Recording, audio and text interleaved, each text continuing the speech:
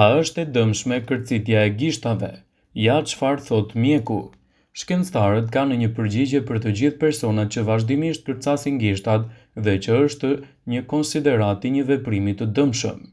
Ajo që ndodh në të vërtetë kur ju kërcisni gishtat është përthyerja e vendit ku dy kockat e gishtave bashkohen, të cilat janë të mbështjella nga një kapsule e përbashkët e mbushur me lëng.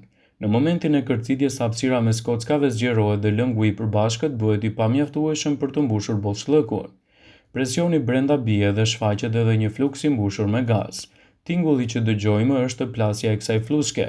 Në bazë të një testimi të realizuar nga studiuesit, personat që kërcasin gishtat nuk vuajnë nga entja e duarve dhe artriti.